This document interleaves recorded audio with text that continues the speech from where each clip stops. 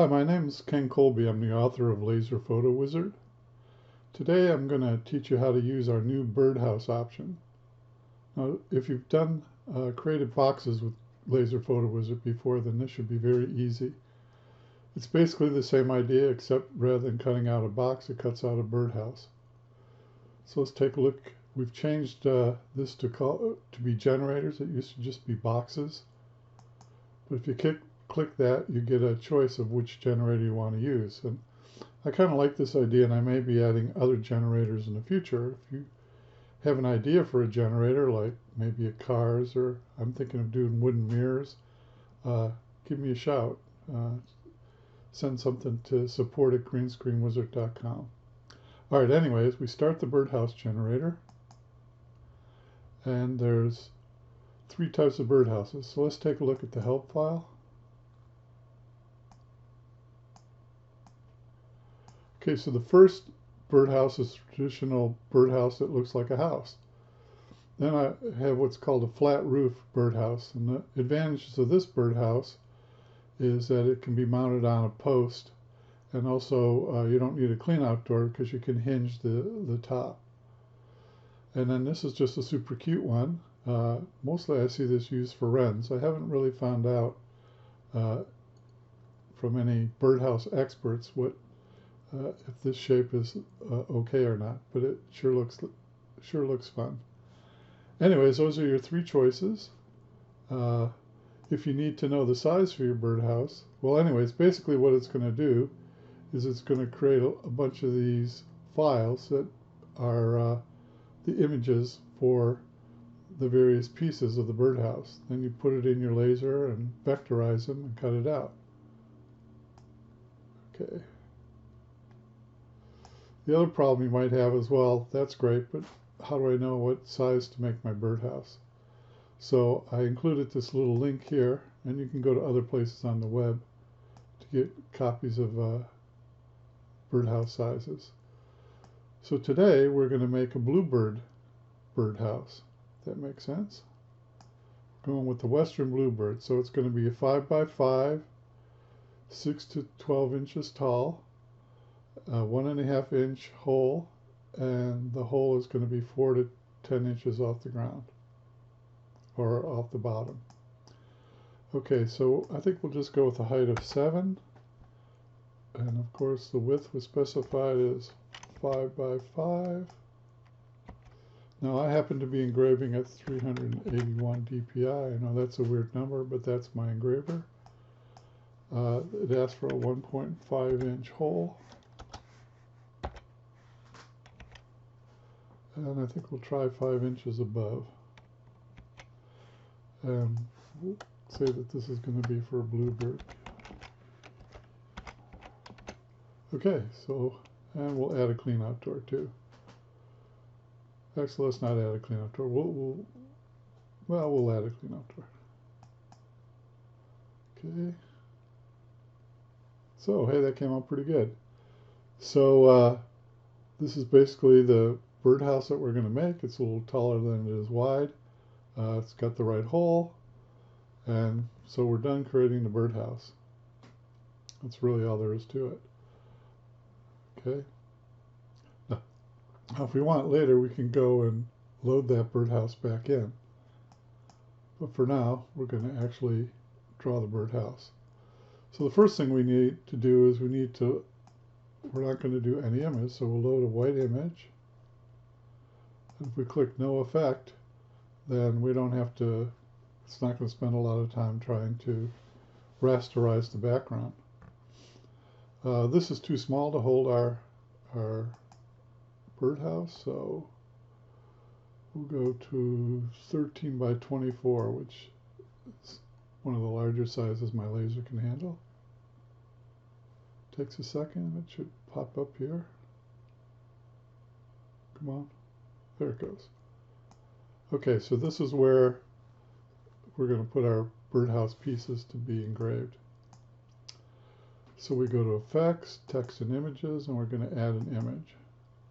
And we go to Load, and we want to go to Documents, green screen wizard, birdhouse output, bluebird. Okay, so that's that big space there. That's the clean outdoor. Okay. Anyway, so we'll start with that back. And unfortunately, we have to do this one at a time. And I'm thinking of fixing that. But what we're going to do is we're just going to add the images, and then we'll vectorize them at the end. It's just a little faster to do it that way. So we say OK, and then we just go back and we load another image. Open. Say OK. And we add another image. Clean outdoor, OK.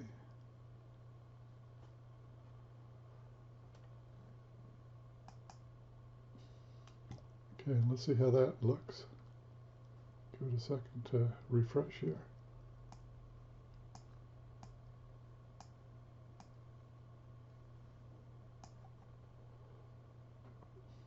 Unfortunately, this drawing is slow. Oops, I moved too much stuff. Okay, so let's put this guy back here. That guy there. This guy up here.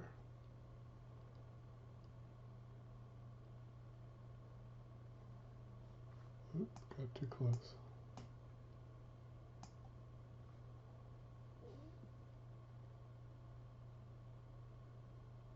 All right. Okay, so let's add some more images. So do the front. Okay.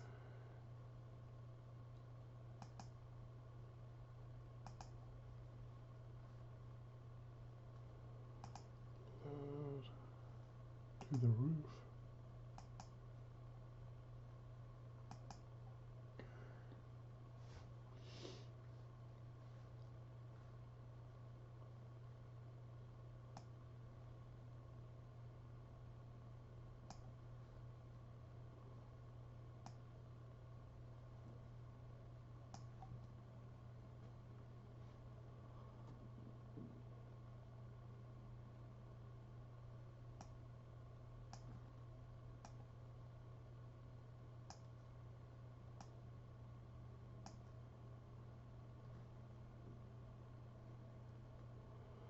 Okay, so we got the roof.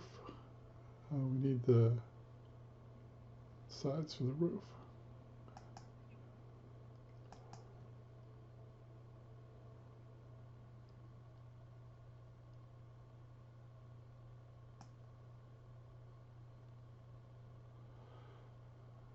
So I think that's all we're going to do in this pass.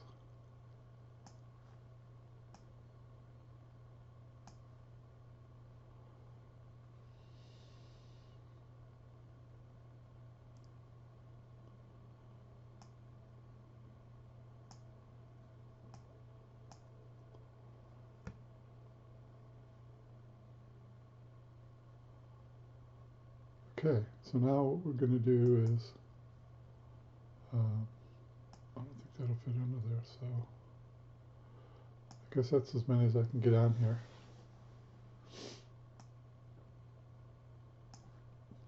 All right, so now we need to go through each one, edit, and change it to vectors, okay.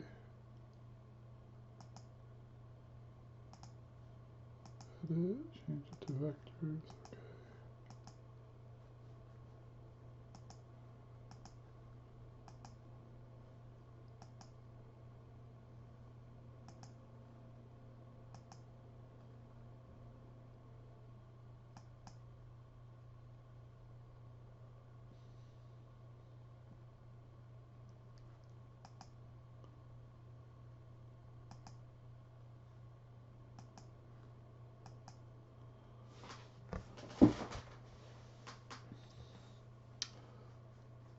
Okay, so now my image is ready to go. I go to Home. I go to Send to Laser. I pick my laser. Go to Properties. I take Maplewood 3. Okay, and I'm going to stop the video while I engrave that. And I guess I don't really have to go through the second half. But basically, I have to get those other parts, and then I'll show you a video of the final output. Okay. So this is the output from the laser. The vectors have cut out this 1/4 inch melamine wood, and I'm going to now have to do the second half. And in the earlier video, I forgot to tell you that you should save the output to the Birdhouse folder. So basically, I'm going to have 2 images, one for these parts and a second image for the rest of the parts. So anyways, I'll go do that work and cut it out, and then I'll assemble the video and show you what it looks like. Okay, so here's the final output. Cute little birdhouse.